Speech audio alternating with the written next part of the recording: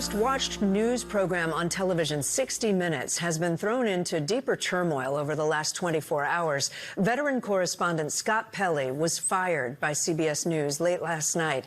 It comes just 2 days after Pelley sharply criticized management during a tense staff meeting. Hello, I'm Linton Besser. Welcome to Media Watch. First tonight, the nuclear detonation inside America's most storied news program with a nearly 60-year history. Months of tension finally exploding into full public view with the sacking of one of its most legendary correspondents. Pelley now saying the new owner is making changes, quote, apparently to curry a moment of favour with the Trump administration. Upheaval began 18 months ago with the return of Donald Trump to the White House, just 11 weeks after he sued CBS, seeking a $10 billion remedy over a 60 Minutes interview with Kamala Harris. 5 months into his second term, CBS's parent company Paramount cut a $16 million cheque and beat a hasty retreat, paving the way for the US government to rubber stamp its $8 billion merger with Skydance, owned by tech billionaire and Trump ally Larry Ellison and his son David. I believe this kind of complicated financial settlement with a sitting government official has a technical name in legal circles. It's big fat bribe, because whatever you might call it, it formed the backdrop to the installation of Barry Weiss as head of CBS News, an opinion writer and editor who resigned from the New York Times, claiming she'd been bullied by her colleagues for her views, and ran a conservative-leaning website, The Free Press, also acquired by the Ellisons. Despite, or was it because of, her complete lack of television experience, Barry Weiss's appointment won praise, where, for the Ellisons, it seems to matter most. I think you have a great new leader, frankly, but I hear she's a great person. Wasting no time, Weiss put a scythe to the network, laying off some 100 news staff, including correspondent Deborah Patter and London bureau chief Claire Day. Both had been under pressure over their handling of the network's Middle East coverage. But 60 Minutes? Here, Weiss was unafraid too, pulling an episode investigating the notorious Salvadoran prison to which US deportees were being dispatched just 3 hours before broadcast, and demanding more of the Trump administration's voice. But her decision came too late. The episode broadcast in Canada and ran like wildfire across the internet.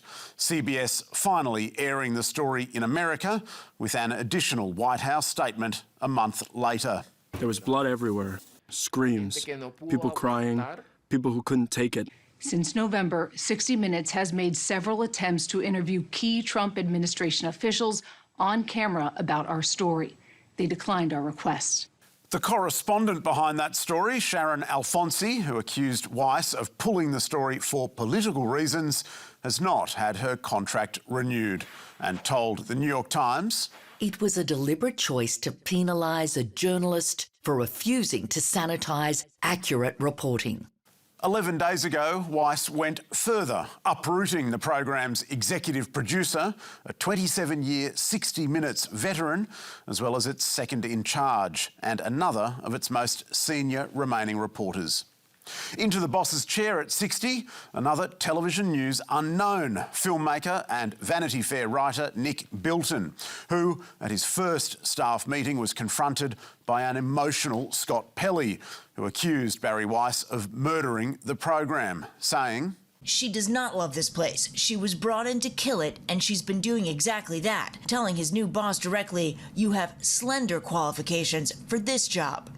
Pelley, a long-standing CBS correspondent and anchor, had reported almost every major global story of the past 35 years, from 9/11 to the fall of Bashar al-Assad, none of which saved him when he was sacked for insubordination. Last night, he told the New York Times Barry Weiss wanted CBS to dance to Donald Trump's tune. My impression at the time was that she was putting a thumb on the scale on behalf of the administration. It's an allegation that CBS vigorously denies. There is no political interference at CBS News, not from ownership, not from Barry Weiss. Meanwhile, next on Trump's wish list, CNN, whose parent company, Warner Brothers Discovery, is now in the Ellison sights too. The proposed merger facing EU scrutiny and otherwise a likely tick from the US government. Whatever modernisations 60 Minutes might have needed, they pale in urgency against the maintenance of trust that the program built over decades and now, under White House-friendly management, threatens collapse. This is, in real time, the playing out of a not very new political game plan. The modus operandi of strongmen from Istanbul to Budapest to Moscow. The concentration of media influence in the hands of an oligarchy. The last line of defence, it seems, the grit and fibre of correspondents themselves. Now to the remaking of Australian politics, with an earthquake opinion poll 1 week ago dragging the ultimate outsider into centre lane. A new poll suggests Pauline Hanson might just blast her way into government. I'm actually a bit amazed by it, shocked by it actually. The Australian Financial Review poll, dubbed a marmalade dropper by one of the paper's columnists, elevating Pauline Hanson's One Nation to Australia's most popular political party, overtaking Labor with 31% of the primary vote and booting the coalition out of the conversation altogether, making this boast just one day earlier a real possibility. Do I want to be Prime Minister? Well, I tell you what, I believe that I have the ability to do it. And if there were any doubts about these tectonic changes, they were dispelled this morning with an historic news poll. One Nation's rocketing numbers have come despite shunning sections of the media, recently ejecting the ABC from a critical press conference. Bye-bye to the ABC. With Hanson later declaring, If you're going to give me unfair reporting in your stories, why would I put myself up to be interviewed by you? in fact, these knee-jerk bans on the ABC date as far back as this episode from 1996. It was this story that has led her to ban all contact with the national broadcaster. Just yesterday, this portrait made for her office was unveiled, depicting her as a martyr, burned at the stake of political correctness by a cardinal of the ABC. At times, it really is. That's just how I feel, as if I'm just being crucified. 7 months later, Mrs. Hanson is still steadfastly refusing to speak to the ABC. The difference now, 30 years later, is the world has radically changed, and a ban on the ABC no longer prevents her from connecting to huge numbers of voters, having raised an army on Facebook, YouTube and TikTok of more than 1.2 million people, trouncing the PM's 870,000 and blitzing her rival for the Conservative vote. Angus Taylor enjoying only a tiny fraction of her numbers across Facebook and YouTube, and none at all on TikTok, where remarkably he is altogether absent.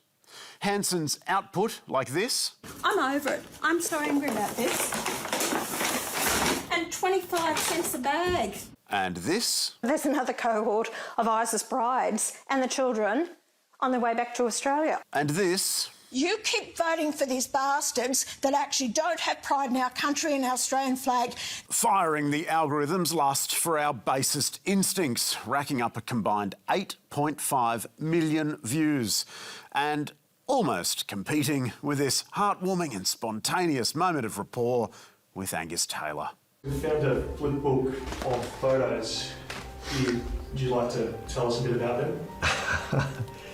Oh, these are amazing photos from the 70s by the look of it, when I was growing up. That moment by Angus's campfire, not viewed by millions. The zenith of One Nation's online strategy, a pseudo-South Park cartoon, now in its 4th season, pumping up Pauline and taking the piss out of everyone else. Matthew Canavan. Here. Barnaby Joyce. Yep, here, miss. Anthony Albanese.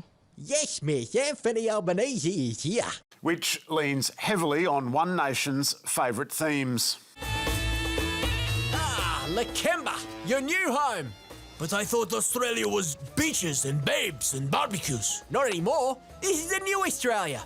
Sometimes funny, often offensive, but finding so much traction that earlier this year, One Nation released a movie version, which the Sydney Morning Herald declared comedy poison, but conceded Pauline Hanson's short Please Explain cartoons are usually a scream, the sort of political satire Australia used to do well, back when sacred cows weren't protected species. Simon Welsh, a pollster at Redbridge, says One Nation's approach to the media is working. People in our focus groups invariably talk about Pauline as if they know her. It is actually helpful for her to shun the media because the media fall into the elite category, and every time the media cries about it, it then reinforces what people like about her. It is a tactical win. Which helps to explain why One Nation told us, after years of being ignored and deplatformed by mainstream media, social media has enabled One Nation to engage with a large number of Australian voters. So how should the media respond? One word, scrutiny, as the doyen of political reporting, Paul Kelly, recently wrote. The nation's opinion-making organs are now on notice. It is past time to terminate Hanson's free ride as a celebrity and treat her for what she is, the leader of our front-running party who wants to become our PM. Her best ever numbers, this surge in voter approval, means Pauline Hanson really can no longer avoid the full glare of the media. Indeed, in 2 weeks' time, she'll address the National Press Club in Canberra. But we must dispense with any nostalgia for the politics of the past. Social media has done it in, along with the default primacy of the professional press, which ironically only increases the pressure on it to report the story of politics that politicians like Pauline Hanson would rather we not. And now to the beautiful game. And in the countdown to the World Cup, some beautiful work by Nine's breakfast team to line up an interview with a Socceroo great. Aussies back home already gearing up to cheer on the green and gold. For more, I'm joined by Socceroo's legend, Don Aloisi in Sydney. Though when Today crossed live to Mr Aloisi, there was less green and gold than blue and yellow. John, now, Johnny! Before we get into what's behind you, because I've got plenty of questions. Plenty of questions? One look at that live shot and there are no questions at all, or none that are very polite. Because this isn't the launch of the World Cup, but the launch of Sportsbet's profit season, with the Brekkie Show and a Socceroo for rent going through the motions, replaying his iconic 2005 penalty and celebration, with Aloisi offering a not-so-subtle plug. I would take off my top, but Sportsbet said I'm not allowed to. And once today, and Aloisi dispensed with a 30-second remark about the prowess of the current Socceroo squad, they got back to the real business at hand, that burning mystery. What is happening behind you? That is one almighty statue. Well, Sportsbet wanted everyone to start talking about the World Cup.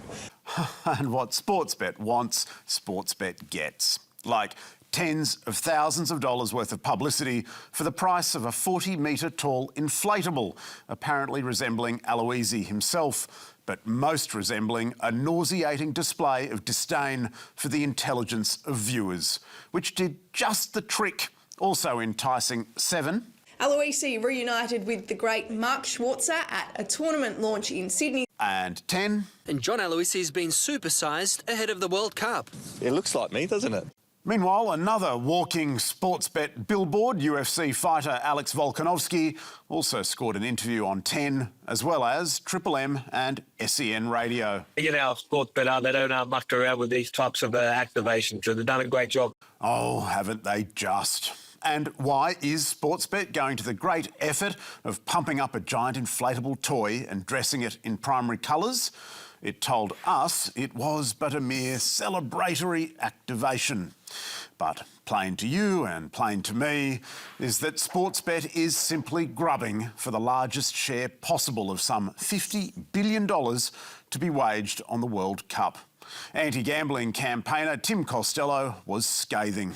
The media are either gullible or shameless in running this story. This is as harmless and innocent as advertising Marlboro cigarettes. Nine, however, was unashamed, telling us it did not discuss odds during the segment, nor encourage viewers to visit a gambling site. Today, grab the opportunity to speak with a Socceroos legend on the eve of the World Cup. During this interview, there was incidental Sportsbet branding. So incidental, we barely noticed. And that's all from us tonight. Be sure to check us out on ABC iView as well as YouTube and Facebook. You can find full statements on our website, and don't forget to send us your tips. See you next week.